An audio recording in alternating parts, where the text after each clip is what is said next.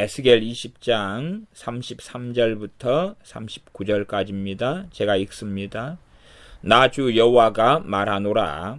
내가 나의 삶을 두고 맹세하노니 내가 능한 손과 편팔로 분노를 쏟아 너희를 단정코 다스릴지라. 능한 손과 편팔로 분노를 쏟아 너희를 열국 중에서 나오게 하며 너희의 흩어진 열방 중에서 모아내고 너희를 인도하여 열국 광야에 이르러 거기서 너희를 대면하여 공문하되 내가 애굽 땅 광야에서 너희 열조를 공문한 것 같이 너희를 공문하리라. 나 주 여호와의 말이니라. 내가 너희를 막대기 아래로 지나게 하며 언약의 줄로 매려니와 너희 가운데서 패역한 자와 내게 범죄한 자를 모두 제하여 버릴지라. 그들을 그 우거하던 땅에서는 나오게 하여도 이스라엘 땅에는 들어가지 못하게 하리니 너희가 나를 여호와인 줄 알리라. 나 주 여호와가 말하노라. 이스라엘 족속아, 너희가 내 말을 듣지 아니하려거든 가서 각각 그 우상을 섬기고 이후에도 그리 하려무나마는 다시는 너희 예물과 너희 우상들로 내 거룩한 이름을 더럽히지 말지니라. 아멘.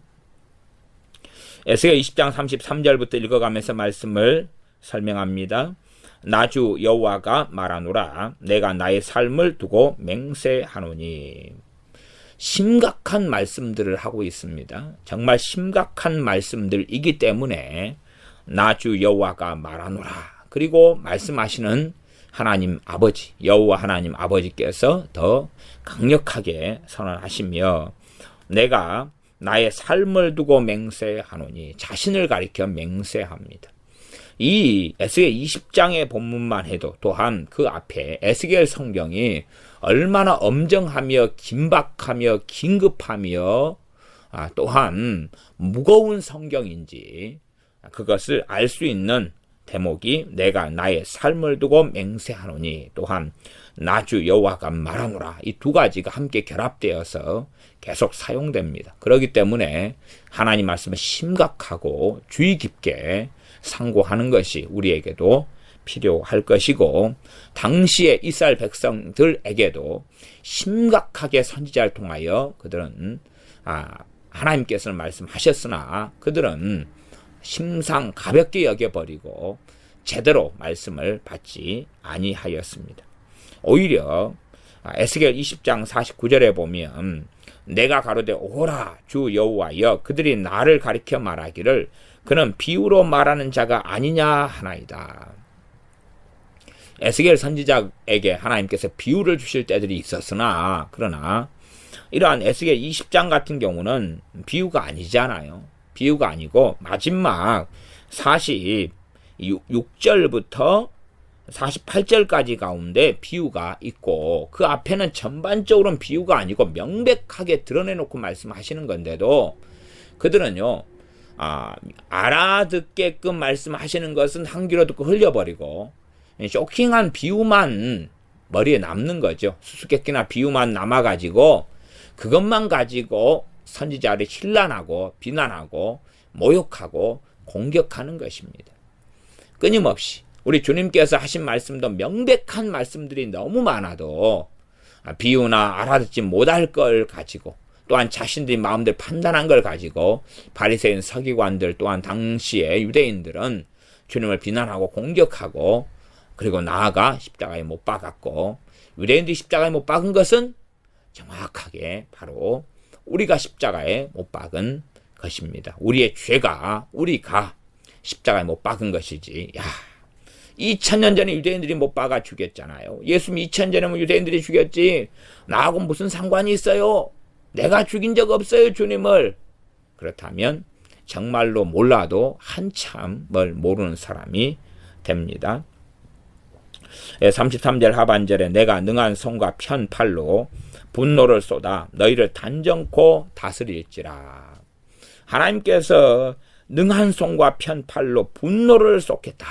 너희를 단정코 다스리겠다. 어떻게요? 좋은 방식이 아니라 분노를 통해 심판을 통해서 다스리겠다. 통치하겠다 말씀하십니다. 34절 능한 손과 편팔로 분노를 쏟아 반복하고 있습니다. 중요한 것은 정말로 강력한 메시지는 반복하고 있는 거지요. 너희를 열국 중에서 나오게 하며 너희의 흩어진 열방 중에서 모아내고 너희를 인도하여 열국 광야에 이르러 거기서 너희를 대면하여 공문하되. 여기서는 이제 심판하고 다스리는 것이 나오고요. 그 다음에 이어서는요, 34절에는 열국 중에서 나오게 하겠다. 지금 현재 이 말씀을 받는 기본적인 사람들은 바벨론의 포로 끌려온 사람들입니다. 그죠? 포로 끌려온 사람들, 그리고 열국 중에 흩어졌습니다. 기술자들 같은 사람들 다 데리고 왔으면 한 곳에 거주하지는 않게 하겠죠. 대장장이를 한 300명을 예루살렘에 잡아왔다 그러면은 이쪽 도시에 10명 주고 저쪽 도시에 10명 주고 쫙 긋지 않습니까? 기술자들 능한 사람들 데리고 왔기 때문에 이러한 나라의 근간이 되는 사람들, 이러한 사람들을 다 여기저기 바벨론 여기저기 흩어버립니다.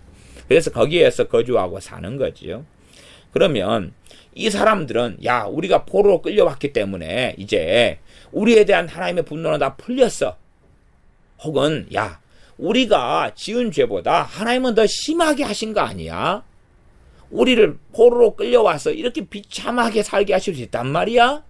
그러지만 실제로 하나님의 노하프는 끝나지 않았다고 말씀합니다. 실제로 아직은 이건 시작에 불과할 뿐이야. 또한 예루살렘은 내가 징벌해서 완전히 무너뜨려버리고 말 거야. 또한 너희들 바벨론 포로 끌려왔다고 하는 너희들조차도 앞에 에스겔 20장 특별히 27절부터 32절 지난 본문에 이들이 계속하여 패역하며 우상을 숭배하며 하나님을 바벨론 포로 끌려왔음에도 불구하고 지금 현재도 너희들이 그러고 있다. 그러니 내가 너희들이 내게 묻는 것을 나는 용납하지 않겠다. 그렇게 말씀하고 계십니다. 그러함에 바벨론 포로로 끌려와서 참담한 지경 속에 살고 있음에도 불구하고 이들은 돌아서지 않았고 우상을 정례하지 않았고 오히려 마음속에 품어가지고 32절을 돌아보면 우리가 이방인 곳 열국 족속같이 되어서 목석을 숭배하리라. 우리가 하나님을 잘 섬겼다. 그 결과가 이거냐? 우리가 포로 끌려온 것이냐? 그렇다면 우리는 이 바벨론 나라, 좋지 않아? 이 바벨론 나라 사람들이 우상 숭배하고 우리도 이들이 섬기는 우상을 섬기면 그 우상은, 그 신은 강력하여 우리를 바벨론 사람들처럼 살게 해줄 거 아니야. 우리는 그렇게 살 거야 하는 것입니다. 32절이죠. 그러니 하나님께서는 너희 마음에 품은 것을 결코 이루지 못하리라. 그렇게 하는 것까지는 내 이름 때문에 내가 막겠다. 또한 죽일 자는 죽이고 정리할 자는 정리하고. 이 바벨론 포로 입장에서 이들에 끌려온 이들은 그런 길을 걷고자 하지만 하나님께서 막겠다는 거지. 첫째는 하나님의 이름의 영광 때문에, 두 번째는 이 땅의 삶이 다가 아니라 영원한 하나님의 심판과 영원한 지옥과 천국의 영원한 지옥의 영원한 진노를 받는 것이 있기 때문에 그것을 너희들이 왜 모르고 현생의 삶에 빠져가지고 너희들이 악하게 산다는 것 자체를 생각하지 않고 세상의 가치관, 이방인들의 가치관을 따라서 너희들이 물론 너희들 입장에서 볼 때 이방신을 섬기는 이방인들이 하는 것처럼 너희들이 하나님인 여호와 하나님의 나를 섬기는 것에 그런 세상의 관점으로 비교할 때는 나를 잘 섬기는 걸로 착각할는지 모르겠다. 물론 제가 그건 하는 이야기입니다. 그러나 너희는 내 말씀에 따라서 나를 섬겼어야 하는데 너희는 그렇지 않고 종교 다원지 속에 들어가서 나도 조금 여러 가지 잡신도 조금 그런 식으로 완전히 가증스럽게 살아가는 게 너희들의 삶이다.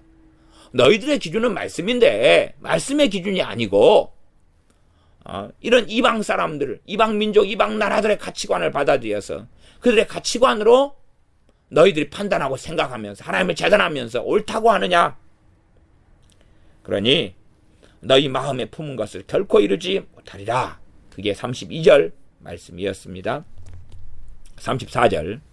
능한 손과 편팔로 분노를 쏟아 너희를 열국 중에서 나오게 하며 너희의 흩어진 열방 중에서 모아내고, 이제 이 바벨론 포로 끌려왔던 사람들 너희들을 열국 중에서 나오게 하겠다. 그 다음에 너희의 흩어진 열방 중에 모아내겠다. 그까지는 참 좋아요. 그러나 앞에 출발은 능한 손과 편팔로 분노를 쏟아서 그렇게 하겠다는 거예요. 이게 포로로 지금 어느 때 되면 귀환하지 않습니까? 포로로 귀환하는 과정에 지금 뭔가가 있다는 이야기를 하나님 지금 하고 있는 거예요. 그러니까 우리가 이스라엘 백성들 539년에 고레스 왕의 칙령에 따라서 포로 귀환했구나. 그러니 이제는 이때부터 해피엔딩 하구나. 그렇게 생각했을 수도 있을 거 아닙니까?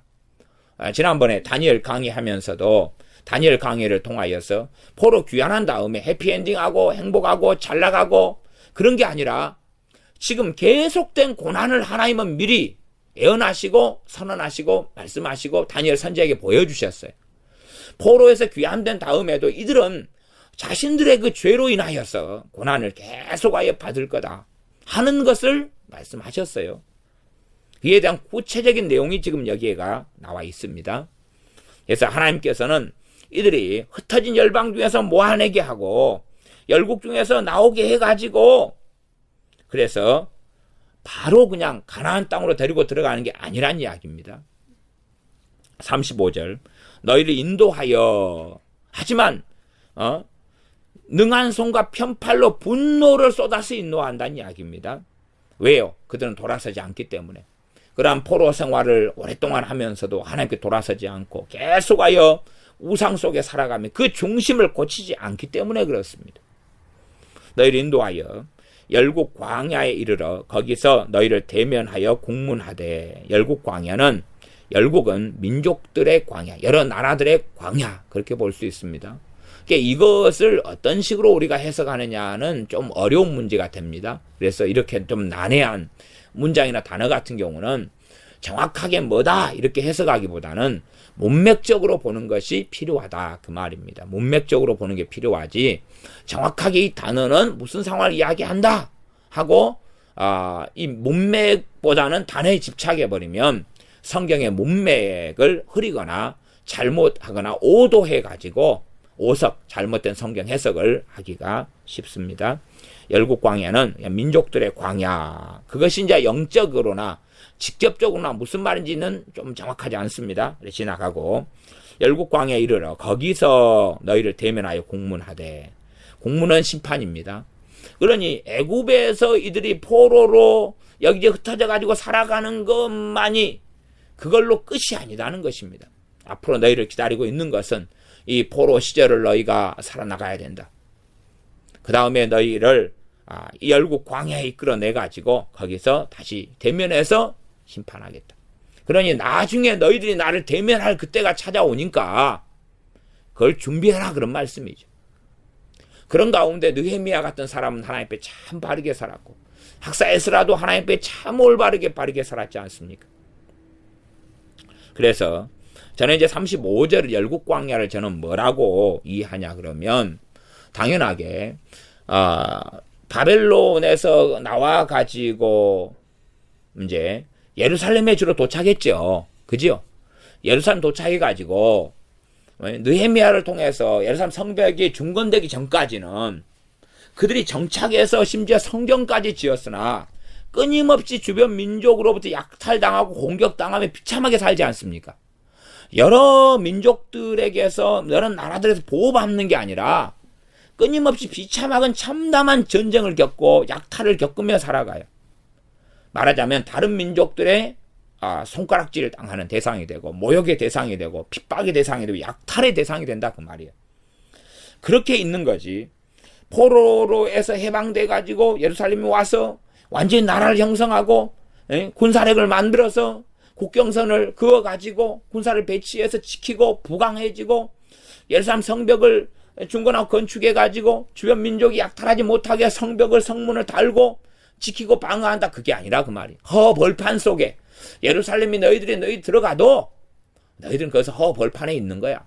이제 거기에서 내가 공문하겠다 심판하겠다. 누굴 통해서요? 이방 민족들과 환경, 기근이나 이방 민족들 통해서 심판하겠다는 이야기. 그러니 그런 것의 역사는 우리가 성경을 통해 이미 알고 있습니다. 학계에서나 스가랴나 혹은 최소한 그것 때문에 울고 통곡했던 느헤미야 총독을 우리는 압니다. 느헤미야 때에 말하자면 BC 445년 이런 때만 해도 얼마나 참담함 속에 이 예루살렘에 있는 백성들이 하나님 백성들이 살았던 것을 우리는 성경을 통해 안다는 사실이에요. 그걸 전반적으로 지금 35절에다가 너희를 인도하여 열국 광야에 이르러. 그래서 열국 광야가 우리가 어떻게 생각하면 야 예루살렘 말고 중간에 어디 여정에서 그런 일이 벌어지지 않냐. 그런데 그런 건 없었고요. 그대로 예루살렘에 있었는데 그것이 자기들이 원했던 예루살렘이 아니라 환경도 달라지고 국제적인 상황도 달라지고 또한 독립적인 신생국가나 독립국가가 된 것도 아니고 솔로몬 다윗 왕조처럼 부강한 나라가 되었던 것도 아니고 오히려 조공을 바치고 오히려 침략을 당하고 내가 농사 지었다가 다 약탈당하고 빼앗기고 그러한 열국 광야에 이들은 거했는데 그것이 하나님의 노와 분노가 아직 다하지 않았고 이들은 그런 포로로 끌려와서 살았음에도 불구하고 하나님께로부터 온전히 돌이키지 않았다는 사실입니다. 그렇게 살면서도 이들은 어떻게 생각하냐 그러면 자기 의로 가득했던 것입니다. 자기 의로 가득해서 내가 옳다고 우리는 별로 틀리지 않았다고 아니면 하나님의 긍휼과 자비는 커서요.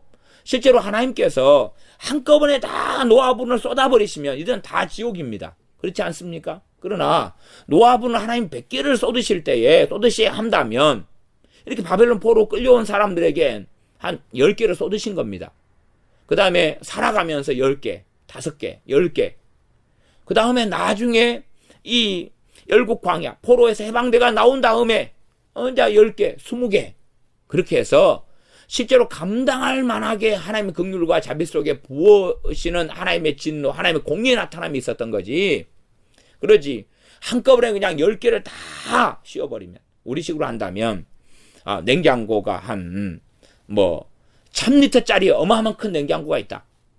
그 정도 무게가 있는 것을 우리가 10번에 나누어서 짐을 나른다면 혹은 20번에 나누어 가지고 진다면 시간은 길고 어렵지만 감당할 수가 있겠지요. 그러나 그 1000리터짜리 되는 큰 냉장고를 갖다가 내가 한꺼번에 짊어진다면 감당하지 못하고 쓰러지고 말 것이다 그 말이에요. 하나님께서 하나님의 노와 분노를 이렇게 계속 갚으시고 쏟으시지만 이들에게 시간을 주시면서 또 순차적으로 그렇게 오랜 시간에 걸쳐서 노아 분을 쏟으시는 겁니다.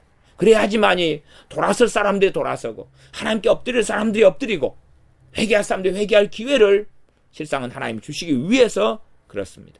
하나님의 공의 때문에 이제 하나님이 노아 분을 쏟겠다 결정하신 다음에는 쏟으시는데 예루살렘에는 한꺼번에 쏟으시지만 이 포로로 끌려왔던 이들에게는 하나님께서는 노아 분을 조금씩 부분적으로 행하신 하나님의 자비하심을 또한 우리는 성경을 통해서 살펴보게 됩니다. 36절 내가 애굽 땅 광야에서 너희 10조를 국문함 같이 너희를 국문하리라.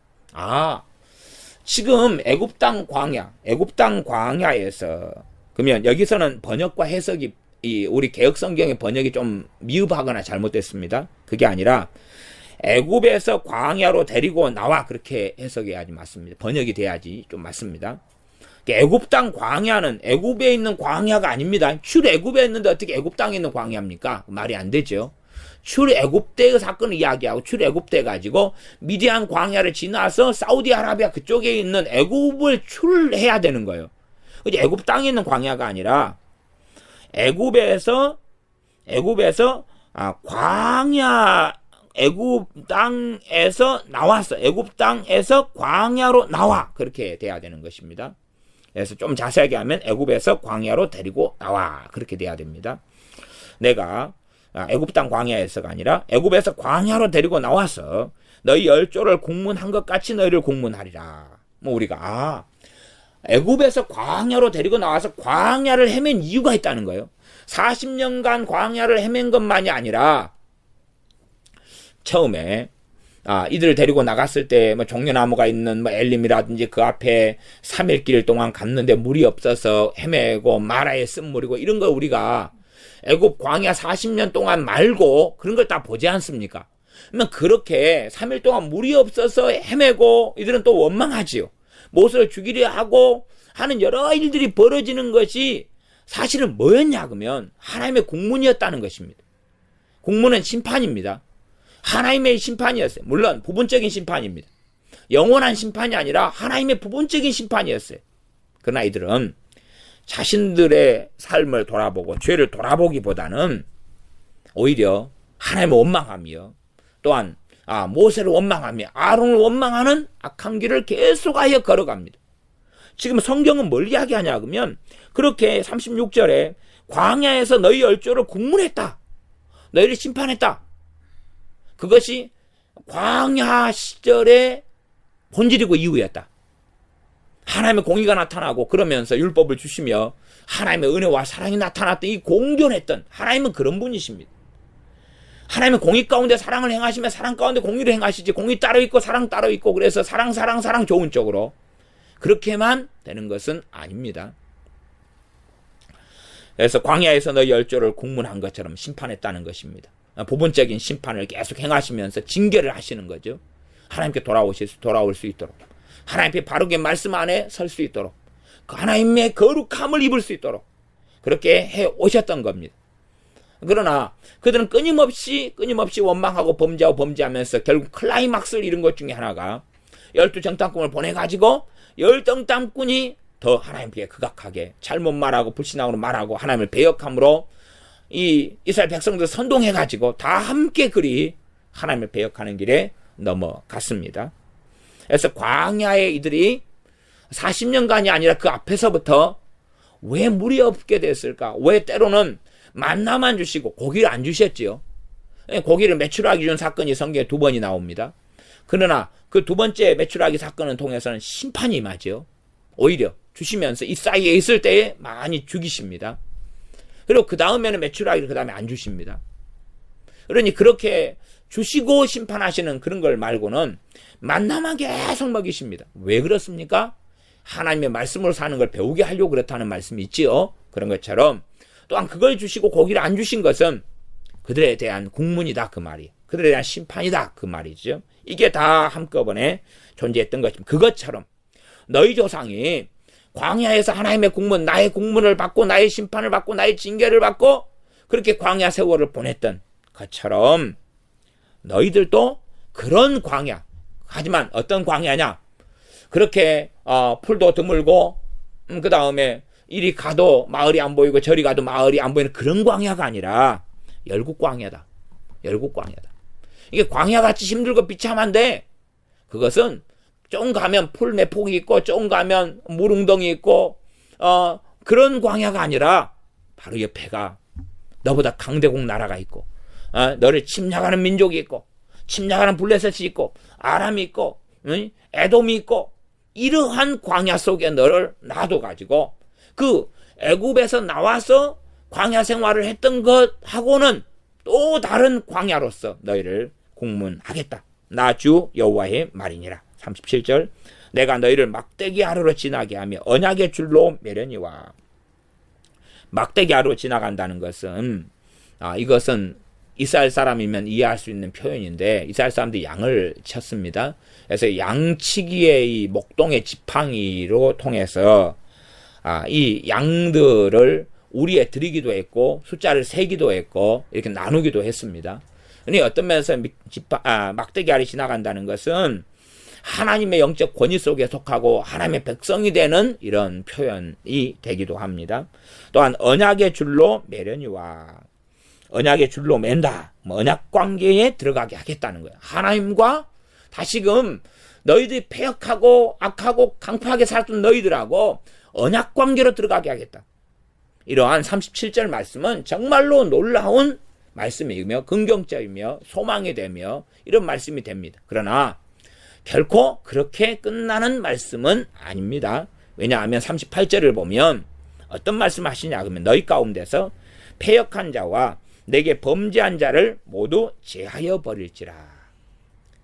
지금 바벨론에서 포로로 살아왔던 거 살고 있고 어려움을 겪고 환난을 겪는 것으로 끝난 게 아니라 그 말입니다.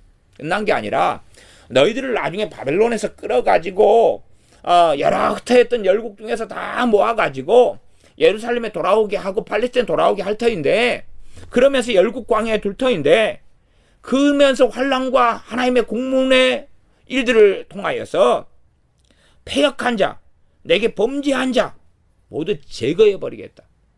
그러면 제거가 될 때까지 계속하여 국문하시는 것 아닙니까? 제거할 때까지 국문하는 것입니다. 그러니 하나님의 엄정한 말씀을 우리가 들을 때에 우리가 하나님을 조롱하거나 하나님을 어리석게 말하거나 아니면 하나님 앞에서 망령되이 행하는 것이 없어야 됩니다. 자기 의로 가득하여서 나는 옳은데 하나님 틀렸다. 나는 옳은데, 또한 내가 보는 입장에서는 나는 쥐꼬리만큼 죄를 지었는데 하나님은 왜 엄청나게 크게 나를 징계하냐. 많은 믿는 사람들이 고난과 환난을 당할 때에 더 겸비하게 되고 하나님께 엎드리기보다는 자기 의로 점점 더 충만해져 가지고 왜 내가 이렇게 귀신들에 공격당해야 됩니까? 왜 내게 이런 마격사 많이 나타납니까?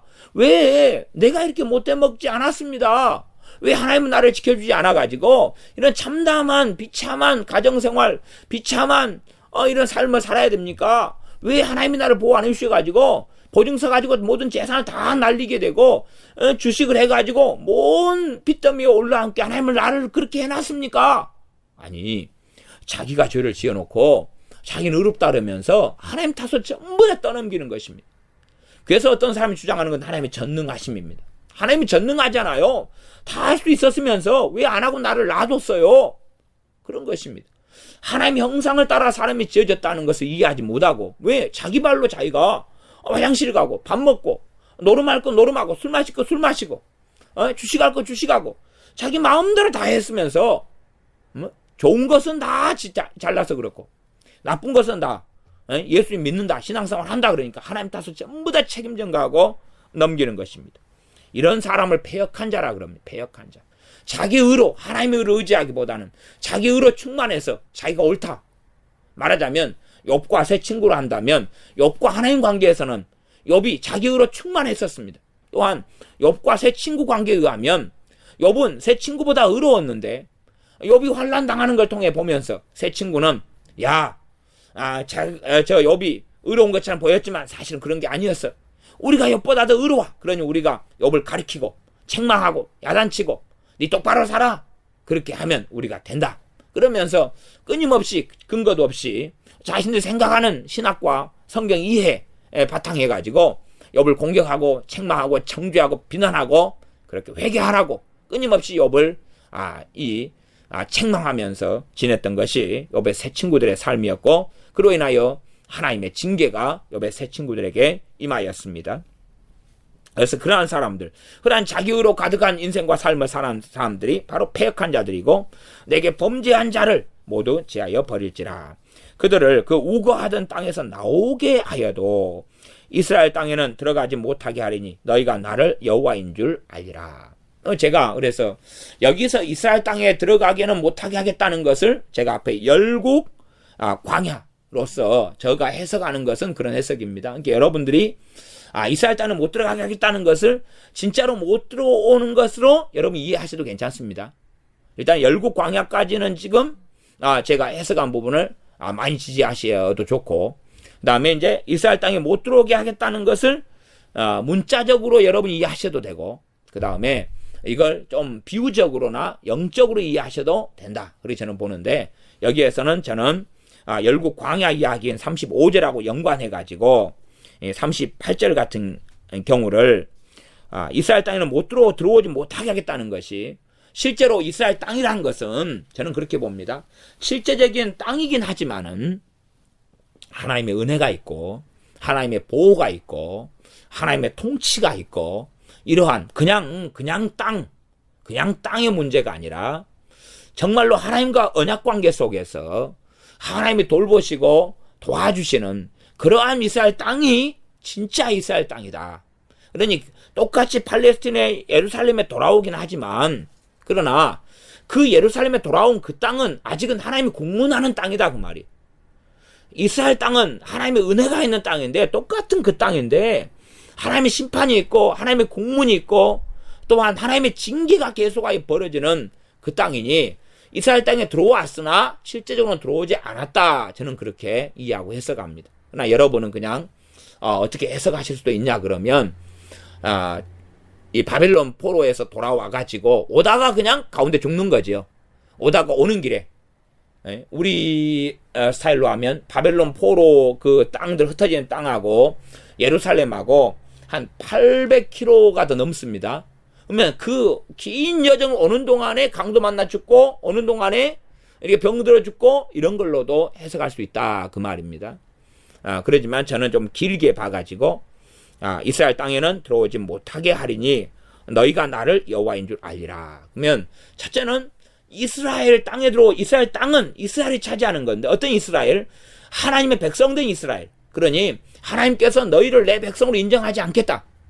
너희가 이 땅에 들어왔어. 너희는 내 백성이 아니다. 그냥 거류민이며 나그네이며 성경적인 나그네 말고 하나님하고는 하나님 앞에서 외인이고 개개 불과할 뿐이다. 너희는 내 백성이 아니다. 내 자식이 아니다. 로함이다.